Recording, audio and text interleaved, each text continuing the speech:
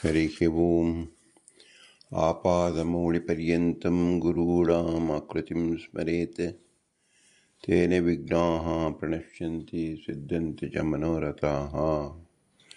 श्रीगुरुभ्यो नमः। परमगुरुभ्यो नमः। श्रीमदानन्दतीर्थभगवत्पादाचार्यगुरुभ्यो नमः। मन्मनोभीष्टवरदं सर्वाभीष्टफलप्रदं पुरन्दरगुरुं वन्दे दासशिष्टं दयानिधिं विद्याविनयसम्पन्नान् शान्तादिगुणबृंहितान् सशास्त्रप्रवचनासक्तान् निलमिलार्यान् गुरून् भजे।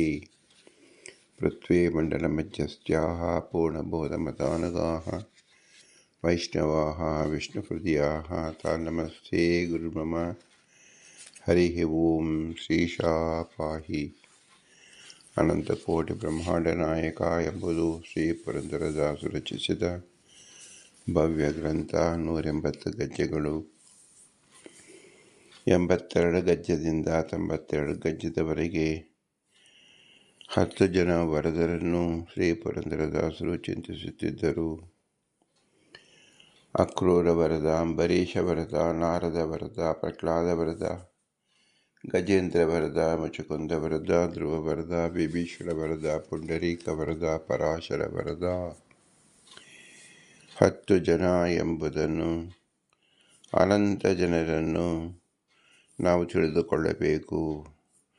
ಅನಂತ ಜೀವಗಣ ಇರುವುದಿಲ್ಲ. ಜೀವ ಪ್ರಕರಣ ಇದಾಗಿದೆ. ಒಟ್ಟು ಜೀವನ ಲಕ್ಷಣ ಏನು ಅಂದರೆ ಹರೇರನುಚರಾಹ ಜೀವಗಣಾಃ ಎಂಬುದನ್ನು ಮಹಾ ಮುಖ್ಯ ತಾತ್ಪರ್ಯವಾಗಿ ನಾವು ತಿಳಿದುಕೊಳ್ಳಬೇಕು. ಮತ್ತು ಪರಸ್ಪರ ಜೀವರಲ್ಲಿ ನೀಚೋಚ್ಚ ಭಾವ ಉಳ್ಳವರಾಗಿದ್ದಾರೆ. ಇದನ್ನು ತಾರತಮ್ಯ ಎಂದು ತಿಳಿಬೇಕು. ತಾರತಮ್ಯ ಭಾವನೆ. ಆದ್ದರಿಂದ ತಾರತಮ್ಯ ಜ್ಞಾನ ಎಂಬುದು ಕೇವಲ ಅವಶ್ಯಕ. ಇದು ತಿಳಿಯದಿದ್ದರೆ ಮೋಕ್ಷ ಆಗುವುದಿಲ್ಲ ಎಂದು ಶ್ರೀಮದಾನಂದ ತೀರ್ಥರು ತಿಳಿಸಿಕೊಟ್ಟಿದ್ದಾರೆ. ತಾರತಮ್ಯ ಜ್ಞಾನದಲ್ಲಿ ತಿಳಿಯುವಾಗ ಜೀವರಲ್ಲಿ ತಾರತಮ್ಯವಿದೆ, ಭಗವಂತನಲ್ಲಿ ಮತ್ತು ಜಡದಲ್ಲಿ ತಾರತಮ್ಯವಿಲ್ಲ. ಭಗವಂತ ಏಕಏವ ಸ್ವತಂತ್ರ ಉತ್ತಮ. ಆದ್ದರಿಂದ ಅವನನ್ನು ಸಮಾನ ದೃಷ್ಟಿಯಲ್ಲಿ ನೋಡತಕ್ಕಂಥವರು ಯಾವುದೂ ಇಲ್ಲ. ಆದ್ದರಿಂದ ಭಗವಂತನ ವಿಶಿಷ್ಟ ಗುಣಗಳನ್ನು ತಿಳಿಯುವುದು ಆದ್ಯ ಕರ್ತವ್ಯವಾಗಿದೆ. ಜೀವರಿಂದ ಅತ್ಯಂತ ಭಿನ್ನನಾಗಿದ್ದಾನೆ ಎಂಬುದನ್ನು ತಿಳಿಯಬೇಕು. ನಾವು ಪರಸ್ಪರ ಭಿನ್ನತೆಯನ್ನು ಎಲ್ಲಿ ನೋಡುತ್ತೇವೆಯೋ ಅಲ್ಲಿ ತಾರತಮ್ಯ ನಿಯಮೇನ ಇರುತ್ತದೆ. ಎಲ್ಲಿ ತಾರತಮ್ಯವಿದೆಯೋ ಅಲ್ಲಿ ಭಿನ್ನತೆ ಇರುತ್ತದೆ ಅನ್ನೋದು ಸಾಧಾರಣವಾದ ನಿಯಮ. ಆದರೂ ಎಲ್ಲಿ ತಾರತಮ್ಯವಿದೆಯೋ ಅಲ್ಲಿ ಭಿನ್ನತೆ ಇದೆ ಎಂಬುದು ಸ್ಪಷ್ಟ. ಆದರೆ ಎಲ್ಲಿ ಭಿನ್ನತೆ ಇದೆಯೋ ಅಲ್ಲಿ ತಾರತಮ್ಯವಿದೆ ಎಂಬುದು ಎಲ್ಲ ಕಡೆಯೂ ಈ ಒಂದು ತತ್ವ ಇರಬೇಕಾಗಿಲ್ಲ. ಇದನ್ನು ನಾವು ಹೇಗೆ ತಿಳಿಯುವುದು? ಜೀವರಲ್ಲೇ ವಾಯುದೇವರು ಮತ್ತು ಬ್ರಹ್ಮದೇವರು ಭಿನ್ನರಾಗಿದ್ದಾರೆ. ಆದರೆ ಅವರಲ್ಲಿ ತಾರತಮ್ಯ ಎಂಬತಕ್ಕಂಥದ್ದು, ನೀಚ ಉತ್ತಮ ಎಂಬತಕ್ಕಂಥದ್ದು ಇಲ್ಲ. ಇಬ್ಬರು ಸಮರು ಎಂದು ಶಾಸ್ತ್ರ ತಿಳಿಸ್ತಾ ಇದೆ. ಇನ್ನು ಜಡರಲ್ಲಿ ಅನಂತ ಭಿನ್ನತೆ ಇದೆ. ಭಿನ್ನತೆ ಇದ್ರೂ ತಾರತಮ್ಯವಿಲ್ಲ. ವಾಯುದೇವರು ಮತ್ತು ಬ್ರಹ್ಮದೇವರು ಭಿನ್ನರು, ತಾರತಮ್ಯವಿಲ್ಲ. ಅನಂತ ಜೀವಕಣಗಳಿದೆ, ಆದರೆ ತಾರತಮ್ಯ ಎಂಬತಕ್ಕಂಥದ್ದು ಆ ಜಡಗಳಿಗೆ ತಿಳ್ಕೊಳ್ಳುವ ಶಕ್ತಿ ಇಲ್ಲ. ಜೀವ ವಿವೇಕ್ಷದಿಂದ ಅದರ ಉಪಯೋಗದಿಂದ ಜಡದಲ್ಲಿ ನಾವು ತಾರತಮ್ಯವನ್ನು ಮಾಡಿಕೊಂಡಿರುವುದು ಹೇಳುವುದೇ ಆಗಿದೆ ಹೊರತು ಭಿನ್ನತೆಯನ್ನು ನಾವು ಮುಖ್ಯವಾಗಿ ನೋಡುತ್ತೇವೆ ಹೊರತು ತಾನು ದೊಡ್ಡದು, ತಾನು ಉತ್ತಮ, ತಾನು ನೀಚ ಎಂಬತಕ್ಕಂಥ ಪರಿಜ್ಞಾನ ಜಡಕ್ಕೆ ಇಲ್ಲ. ಇನ್ನು ಭಗವಂತನಲ್ಲಿ ಹೇಗೆ?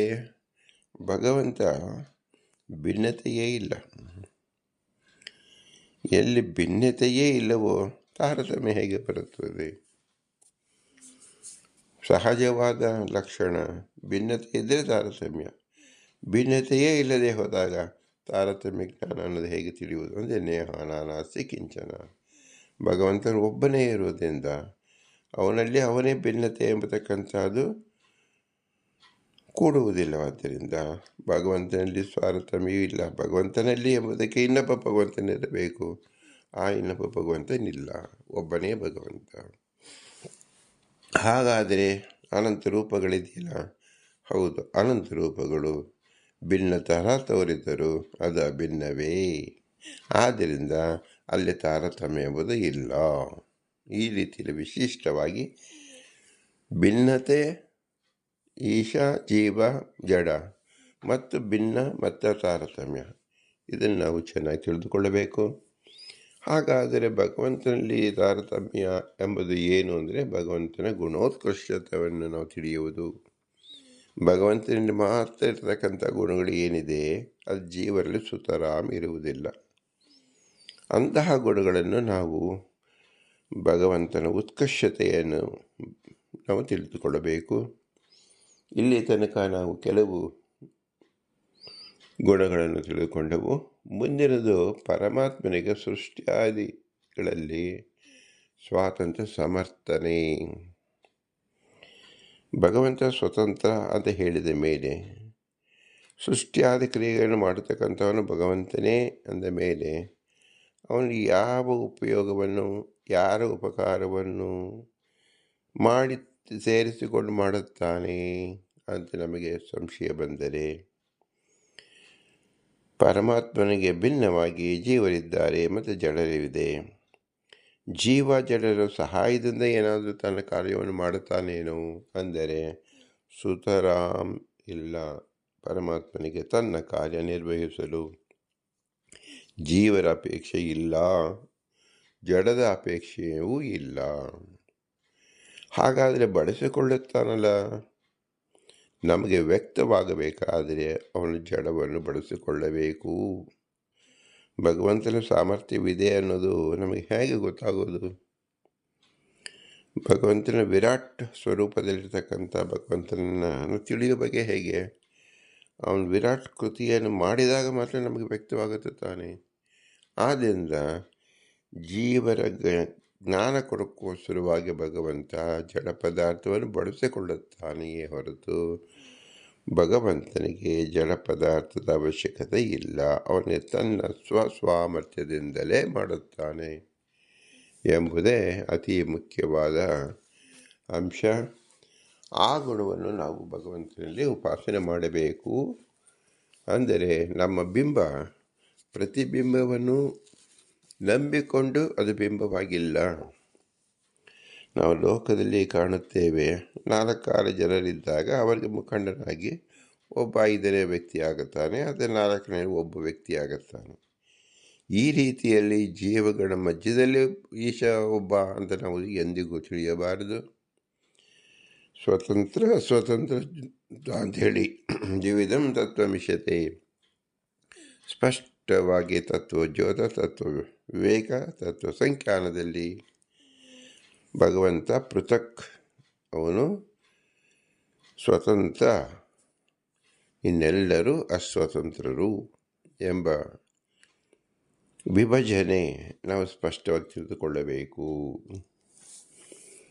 ಈಶ್ವರನಿಗೆ ಆ ಪದಾರ್ಥಗಳ ಸೃಷ್ಟಿಗೆ ಸ್ವತಂತ್ರವಾದ ಅಧಿಷ್ಠಾನ, ಉಪಾದಾನಾದಿಗಳು, ಬಹುಸಾಧನಗಳು ಅಪೇಕ್ಷಿತವಾಗುವುದರಿಂದ ಅಪೇಕ್ಷವಾದ ಬಹುಸಾಧನಗಳು ಅಂದರೆ ಅಧಿಷ್ಠಾನ, ಉಪಾದಾನಗಳು ಈಶ್ವರನ ಅಧೀನವು ಹೇಗೆ ಅಂದರೆ ಸಾಧನಗಳು ಸ್ವತಂತ್ರವಿರುವ ಕಾರಣ ಈಶ್ವರ ಅಧೀನವಾಗಲಾರವು. ಸ್ವತಂತ್ರ ಸಾಧನ ಅಪೇಕ್ಷಿಸಿದಲ್ಲಿ ಅವನಿಗೆ ಸ್ವಾತಂತ್ರ್ಯ ಹಾನಿ ಆಗುತ್ತದೆ ಎಂಬ ಭಾವ ಇದು ಶಂಕ ಮಾಡಿದರೆ ಅದಕ್ಕೆ ಉತ್ತರ ಏನು?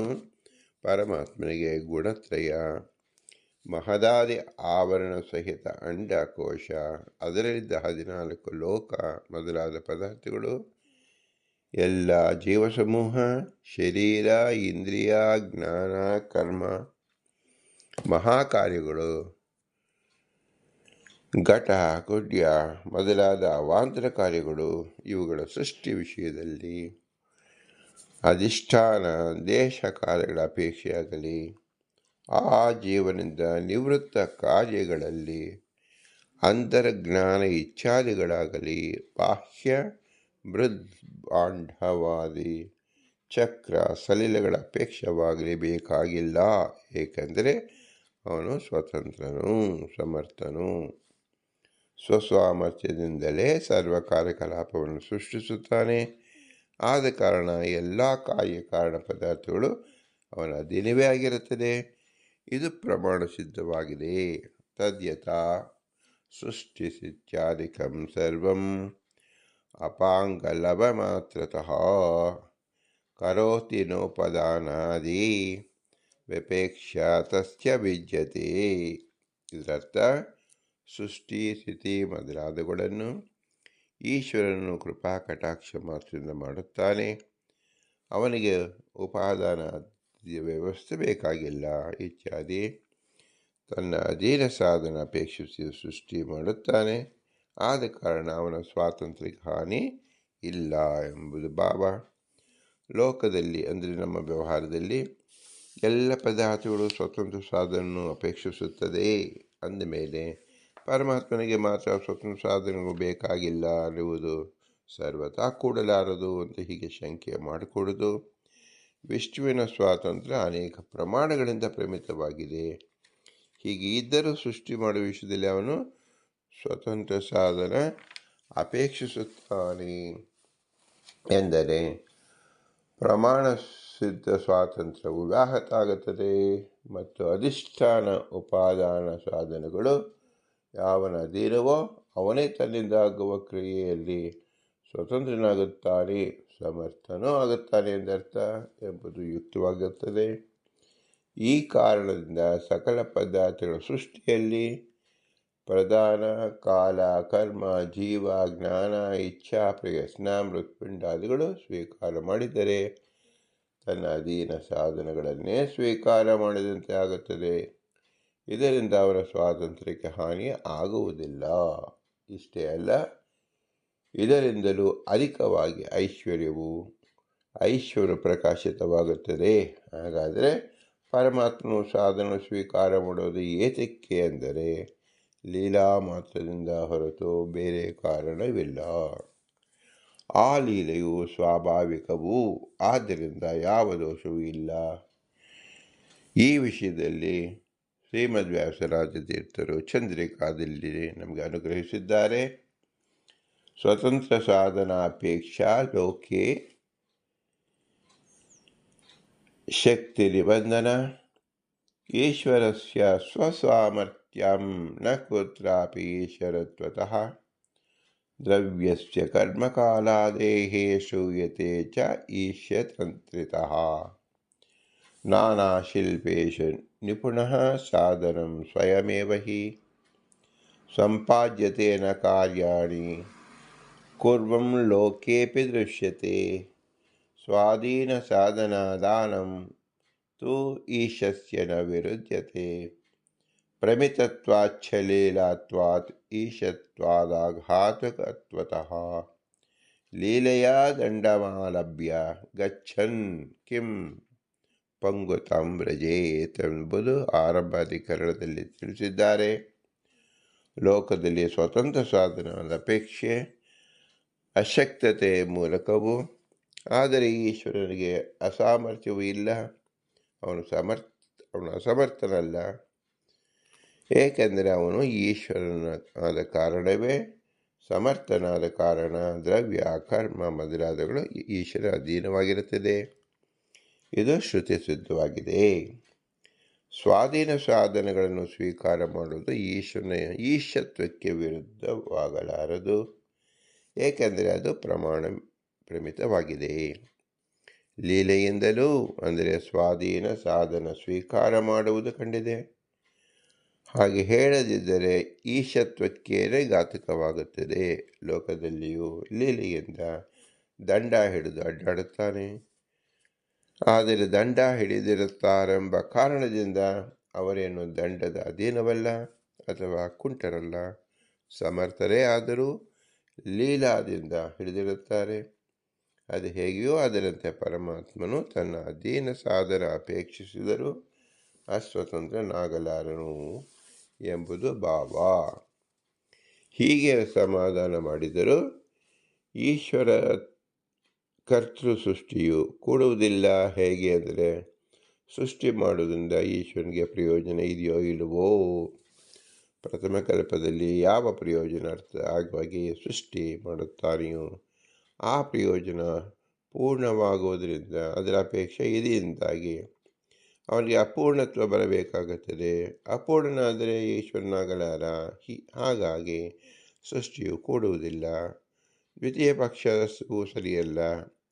ಪ್ರಯೋಜನ ಇಲ್ಲದೆ ಮಂದಮತಿಯೂ ಕೂಡ ಯಾವ ಕರ್ಮದಲ್ಲಿಯೂ ಪ್ರವರ್ತಿಸುವುದಿಲ್ಲ ಎಂಬ ನಾಣ್ಣುಡಿಯಂತೆ ಪ್ರಯೋಜನ ನಿರಪೇಕ್ಷ ಪ್ರವೃತ್ತಿಯ ಕೂಡಲಾರದು ಎಂಬ ಶಂಕೆ ಮಾಡಿದರೆ ಈ ಶಂಕಾ ಪರಿಹಾರ್ಥವಾಗಿಯೇ ನ ಪ್ರಯೋಜನವತ್ವಾತ್ ಎಂಬ ಅಧಿಕರಣ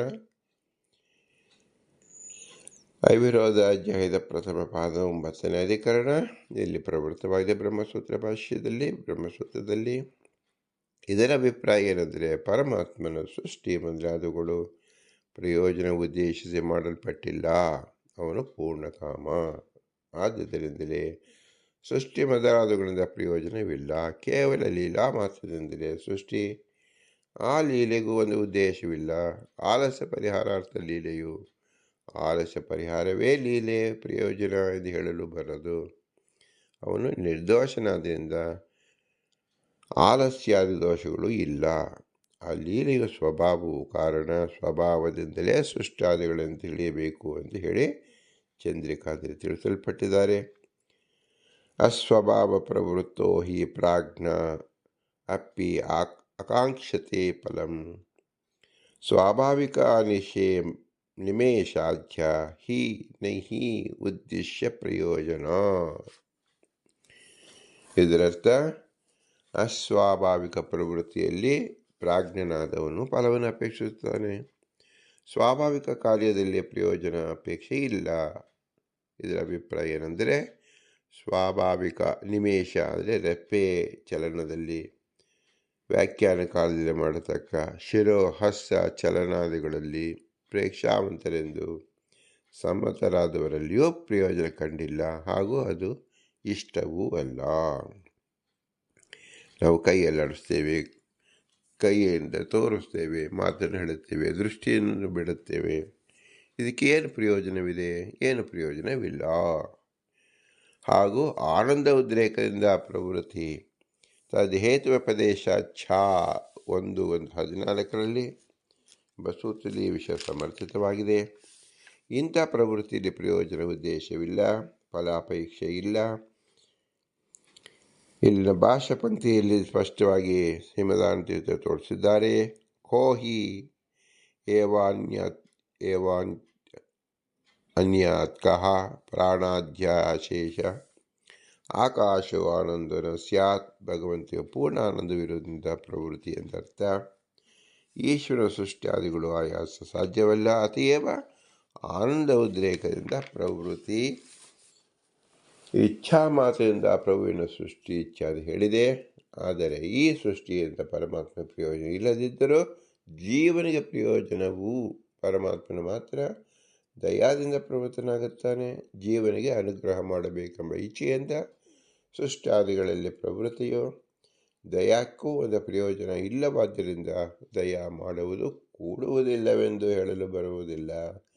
ನಿರುಪಾಧಿಕ ಸ್ವಭಾವನಾದ ಶ್ರೀಹರಿಗೆ ಪ್ರಯೋಜನ ಗಂಧಲೇಶವೇ ಇಲ್ಲ.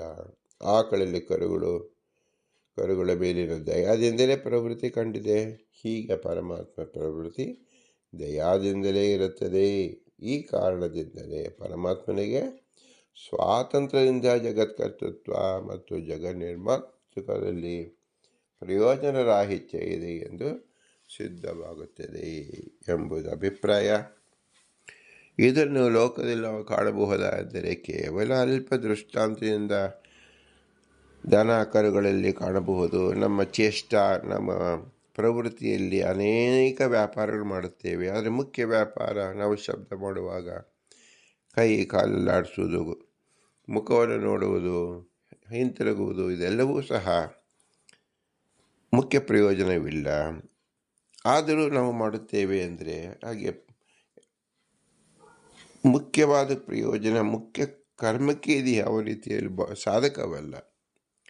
ಹಾಗೆ ಭಗವಂತ ಸ್ವತಂತ್ರನಾದ್ದರಿಂದ ಅವನು ಉಪಾದಾನ ಕಾರಣವಾಗಿ ಜೀವನನ್ನು ಉದ್ದೇಶಿಸಿ ಜಡವನ್ನು ಪ್ರಯೋಗ ಮಾಡಿಕೋಸ್ಕರ ಉಪಯೋಗಿಸಿದರೂ ಸಹ ಅವನ ಅಸಾಮರ್ಥ ಅಂತ ಹೇಳಲು ಬರುವುದಿಲ್ಲ.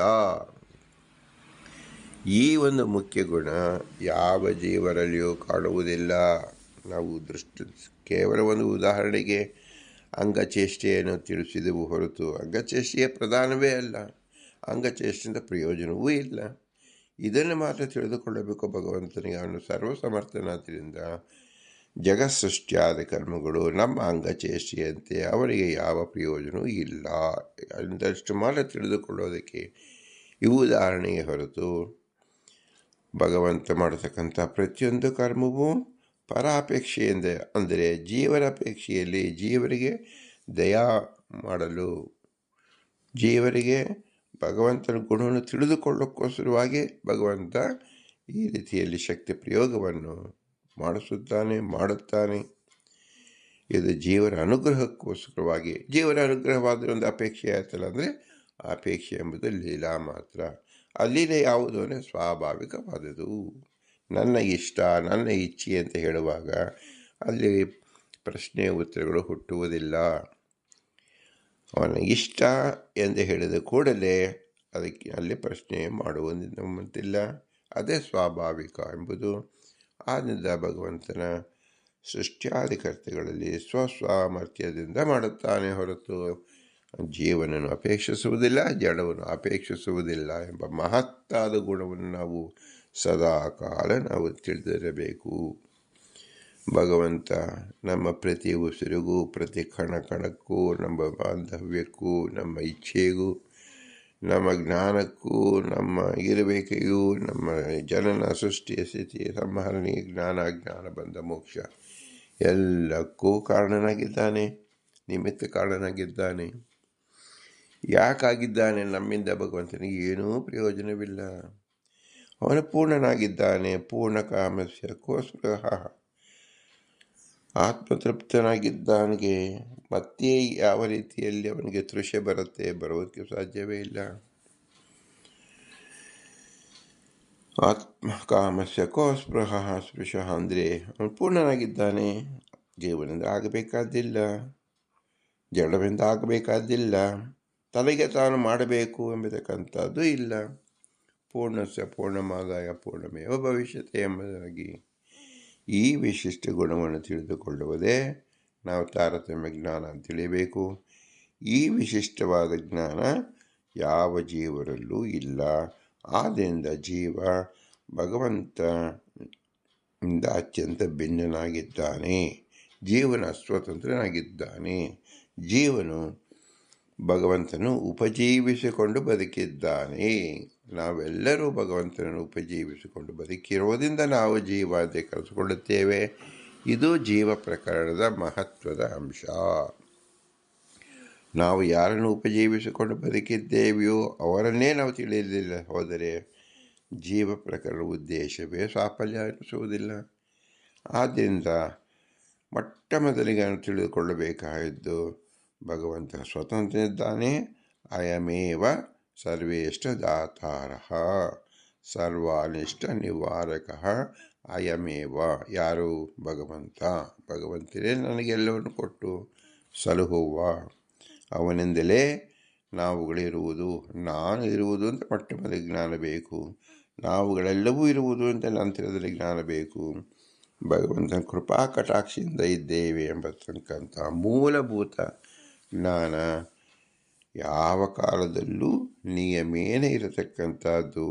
ಇದೇ ಭಗವಂತನ ವಿಶಿಷ್ಟವಾದ ಗುಣ. ಇದೇ ನಮ್ಮ ಬಿಂಬೋಪಾಸನೆ. ನಮ್ಮ ಬಿಂಬ ಯಾಕೆ ಇದೆ, ಅದಕ್ಕೆ ಮಾಡಿ ಕೆಲಸ ಇಲ್ಲವಾ ಅಂದರೆ ಅದಿರುವುದು ನಮ್ಮ ಇರುವಿಕೆಗೆ ಸಹಾಯಕ್ಕೋಸ್ಕರವಾಗಿ ಬಿಂಬವಿದೆ. ನಾವು ಅರ್ಥಕೊಳ್ಳದೆ ಬಿಂಬವನ್ನೇ ನಾವು ಪ್ರಶ್ನಿಸಿದರೆ ಮೂಲೆ ಕೊಠಾರಹ ನಮ್ಮ ಅಸ್ತಿತ್ವವೇ ಇರುವುದಿಲ್ಲ. ಇದನ್ನು ತಿಳಿದುಕೊಳ್ಳಬೇಕಂದರೆ ಬಿಂಬೋಪಾಸನೆಗೆ ಎಷ್ಟು ಅವಶ್ಯಕತೆ ಬರುತ್ತೆ ನೋಡಿ. ಬಿಂಬನಿಲ್ಲದ ಪ್ರತಿಬಿಂಬವೇ ಇಲ್ಲ ಲೋಕದಲ್ಲಿ ನಾವು ನೋಡುತ್ತೇವೆ.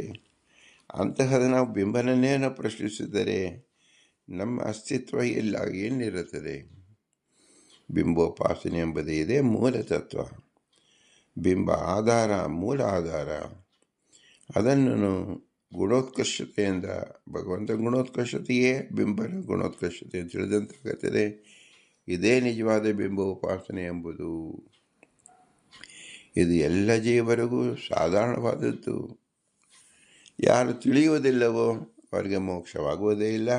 ಬಿಂಬೋಪಾಸನೆ ಮಾಡದಿದ್ದರೆ ಬಿಂಬನ ಅನುಗ್ರಹ ಅವರಿಗೆ ಒದಗಿ ಬರುವುದಿಲ್ಲ.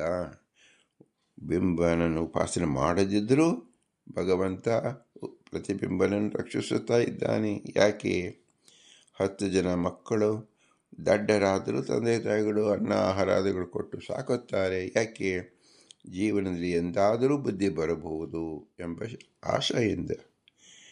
ಈ ಆಶೆ ನಾವು ನೋಡುತ್ತೇವೆ. ಭಗವಂತನಿಗೆ ಆಸೆ ಇದೆಯೇನು ಅಂದರೆ ಭಗವಂತನಿಗೆ ಯಾವ ಆಶೆಯೂ ಇಲ್ಲ. ಅವನ ಜೀವನ ಯೋಗ್ಯತೆ ಗೊತ್ತು.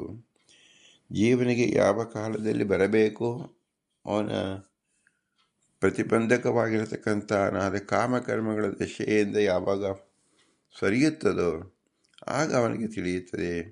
ಆದ್ದರಿಂದ ಭಗವಂತ ಕಾಯುತ್ತಾನೆ. ಇದನ್ನು ಭಗವದಿಚ್ಛಾ ಎಂಬತಕ್ಕಂಥ ಆವರಣ, ಇನ್ನೊಂದು ಅಜೀವನ ಇಚ್ಛಾ ಎಂಬತಕ್ಕಂಥ ಆವರಣ. ಜೀವನ ಇಚ್ಛಾ ಭಗವಂತನ ಇಚ್ಛಾ, ಅವನ ಪರಮಾಚ್ಛಾದಿಕ ಅಂತ ಹೆಸರು. ಜೀವನದ ಜೀವಾಚ್ಛಾದಿಕ ಅಂತ ಹೆಸರು. ನಾವು ಭಗವಂತನ ಏಕೆ ಕಾಣುತ್ತಿಲ್ಲ? ನಾವು ನಮ್ಮ ಒಂದು ಆವರಣ ರೂಪವಾಗಿ ನಮ್ಮ ಇಚ್ಛೆಯನ್ನೆಲ್ಲ ತೋರುತ್ತಿಲ್ಲ. ಭಗವಂತ ಯಾಕೆ ಕಾಣಿಸಿಕೊಳ್ಳುತ್ತಿಲ್ಲ? ಪರಮಾಚ್ಛಾದಿಕ, ಅವನು ತನ್ನನ್ನು ತಾನು ವ್ಯಕ್ತ ಮಾಡಿಕೊಂಡಿಲ್ಲ. ಈ ಆಚ್ಛಾದಿಕ ಆವರಣ ರೂಪವಾದ ಜೀವಾಚ್ಛಾದಿಕ ಮತ್ತು ಪರಮಾಚ್ಛಾದಿಕ ಸರಿದಾಗ ಜೀವಾಚ್ಛಾದಿಕ ನಾಶವಾಗಬೇಕು, ಪರಮಾಚ್ಛಾದಿಕ ಸರಿಯಬೇಕು. ಆಗ ಬಿಂಬನನ್ನು ಪ್ರತಿಬಿಂಬ ಅರ್ಥ ಮಾಡಿಕೊಳ್ಳುತ್ತಾನೆ. ಅಲ್ಲಿಯ ತನಕ ಬಿಂಬೋಪಾಸನೆ ಎಂಬಕ್ಕಂಥದ್ದು ಬಹಳ ಮುಖ್ಯ. ಆಮೇಲೆ ನಿರಂತರವಾಗಿ ಇದ್ದೇ ಇರುತ್ತದೆ. ಅಲ್ಲಿಯ ತನಕ ತಂದೆ ತಾಯಿಗಳು ಹೇಗೆ ಮಕ್ಕಳ ವಿದ್ಯಾಭ್ಯಾಸಕ್ಕಾಗಿ ಜ್ಞಾನಕ್ಕಾಗಿ ಕಾಯುತ್ತಾರೋ ಹಾಗೆ ಭಗವಂತ ಅಪೇಕ್ಷಿಸುತ್ತಾನೆ. ಈ ಅಪೇಕ್ಷೆ ಅನ್ನೋದು ಅವನಿಗೆ ಬೇಕೇನು ಅಂದರೆ ಅದು ಜೀವನದಲ್ಲಿ ಮಾಡತಕ್ಕಂಥ ದಯಾ, ಅನುಗ್ರಹ, ಕೃಪಾ. ತನ್ನನ್ನು ಕಂಡ ಕೂಡಲೇ ತನಗೇನು ಒಂದು ಕಿರೀಟ ಬರುವುದಿಲ್ಲ. ಆದರೆ ಜೀವನ ಉದ್ಧಾರವಾಗ್ತಾನೆ. ಜೀವನ ತನ್ನ ಸ್ವರೂಪಭೂತವಾದ ಅಜ್ಞಾನವನ್ನು ಹೋಗಲಾಡಿಸಿ ಶುದ್ಧ ಜ್ಞಾನ ರೂಪವಾದ ಸುಖವನ್ನು ಹೊಂದುತ್ತಾನೆ. ಇದು ಜೀವನಿಗೆ ಪ್ರಯೋಜನ. ಆದ್ದರಿಂದ ನಿಜವಾದ ಬಿಂಬೋಪಾಸನೆ ಅಂದರೆ ಏನು? ಎಲ್ಲ ಜೀವರ ಉತ್ಕೃಷ್ಟವಾದ ತನ್ನ ಸ್ವರೂಪ ಜ್ಞಾನವನ್ನು ತಿಳಿಯುವುದೇ ಆಗಿದೆ.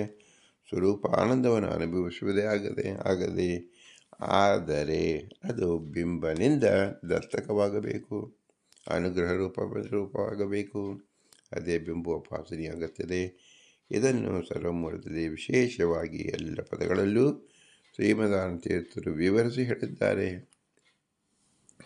ಇಂತಹ ವಿಶೇಷ ವ್ಯಾಖ್ಯಾನವನ್ನು ಶ್ರೀ ಪುರಂದರದಾಸರು 10 ಜನ ವರದರನ್ನು ಪ್ರತ್ಯೇಕವಾಗಿ ಚಿಂತಿಸುವ ಮೂಲಕ ಈ ಭಗವಂತ ಸ್ವಸಾಮರ್ಥ್ಯದಿಂದಲೇ ಮಾಡುತ್ತಿದ್ದಾನೆ ಎಂಬ ವಿಶೇಷ ಗುಣವನ್ನು ತಿಳಿಸಿಕೊಟ್ಟಿದ್ದಾರೆ. ಇಂತಹ ವಿಶಿಷ್ಟ ಗುಣವನ್ನು ನಾವು ಉಪಾಸನೆ ಮಾಡುವ ಮೂಲಕವಾಗಿ ಬಿಂಬೋಪಾಸನೆ ಅನಿಸುತ್ತದೆ. ಆ ಬಿಂಬನಾದ ಪುರಂದರದಾಸ ಬಿಂಬನಾದ ಪುರಂದರ ಬಿಠಲನಿಗೆ ನಾವು ನಮಸ್ಕರಿಸಬೇಕು. ಭೂಯಿಷ್ಠ ಅಂತ ನಮ್ಮ ಮುಕ್ತಿಮಿದೆಯಮ್ಮ ಎಂದು ಹೇಳಬೇಕು. ಇಂತಹ ಶುದ್ಧ ಜ್ಞಾನ ಒದಗುವುದಕ್ಕೆ ಸಾಧಕವಾದದ್ದು ಮನುಷ್ಯ ಶರೀರ. ಈ ಮನುಷ್ಯ ಶರೀರಕ್ಕೆ ಸಾಧಕವಾದದ್ದು ನಮ್ಮ ತಂದೆಗಳ ಅನುಗ್ರಹ ರೂಪ. ಅದನ್ನು ಸ್ಮರಿಸಿಕೊಳ್ಳಬೇಕು. ತಂದೆ ತಾಯಿಗಳ ಇರುವಿಕೆಗೆ ನೆರವಾದ ಗುರು ಹಿರಿಯರ ಅನುಗ್ರಹ ರೂಪವನ್ನು ಚಿಂತಿಸಿ ಸ್ಮರಿಸಿಕೊಳ್ಳಬೇಕು. ಇವರಲ್ಲಿ ತತ್ವಾಭಿಮಾನಿ ದೇವತೆಗಳು ನಿಂತು ಜ್ಞಾನವನ್ನು ಪ್ರಸಾರ ಮಾಡಿದ್ದರಿಂದ ಅವರ ವಿಶೇಷ ಜ್ಞಾನವನ್ನು ನಾವು ಅನುಗ್ರಹವನ್ನು ಹೇಗೆ ಭಗವಂತ ನಮ್ಮ ಜೀವನನ್ನು ಅನುಗ್ರಹಿಸುತ್ತಾನೋ ಅದೇ ಪ್ರಕಾರವಾಗಿ ತತ್ವಾಭಿಮಾನಿ ದೇವತೆಗಳ ಅನುಗ್ರಹ ರೂಪ ನಾವು ಚಿಂತಿಸಿಕೊಳ್ಳಬೇಕು. ತತ್ವಾಭಿಮಾನಿಗಳಲ್ಲಿಯೂ ನಿಂತು ಮುಖ್ಯ ಪ್ರಾಣ ದೇವರು ಭಗವಂತನ ಆಜ್ಞಾ ಪ್ರಕಾರ ಎಲ್ಲ ಜೀವರು ನಿಂತು ಉಸಿರನ್ನು ಆಡಿಸಿ ಜ್ಞಾನವನ್ನು ಕೊಟ್ಟು ಆಹಾರವನ್ನು ಕೊಟ್ಟು ಶುದ್ಧ ಸಾತ್ವಿಕ ಜೀವರಲ್ಲಿ ಭಗವಂತನ ಅನುಸಂಧಾನ ಬರುವಂತೆ ಮಾಡುತ್ತಾರೆ. ಆದ್ದರಿಂದ ಅವರ ವಿಶೇಷ ಅನುಗ್ರಹವನ್ನು ಸ್ಮರಿಸಿಕೊಳ್ಳಲೇಬೇಕು. ಆದ್ದರಿಂದ ಅವರು ಜೀವಂತವರಾಗಿದ್ದಾರೆ. ಅವರ ವಿಶೇಷ ಅನುಗ್ರಹ ಸದಾ ನಮಗೆ ಬೇಕು. ಇವರೆಲ್ಲರೂ ಅಸ್ವತಂತ್ರರು, ಸ್ವತಂತ್ರ ಭಗವಂತ ಲಕ್ಷ್ಮೀನಾರಾಯಣ ಮಾತ್ರ ಅವನೇ ನಮ್ಮ ಬಿಂಬರೂಪ.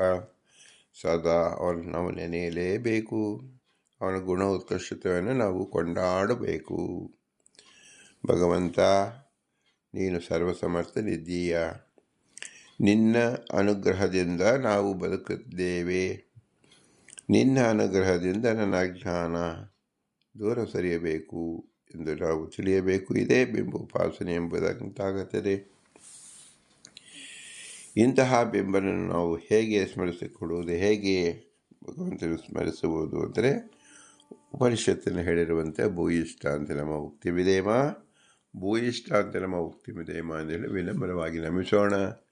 ಭಾರತೀಯರ ಮುಖ್ಯ ಪ್ರಾಣ ಅಂತ ಹೇಳ್ತಾ ಶ್ರೀಕೃಷ್ಣಾರ್ಪಣಮಸ್ತು. ಹರಿಗೆ ಓಂ, ಹರಿಗೆ ಓಂ, ಹರಿಗೆ ಓಂ.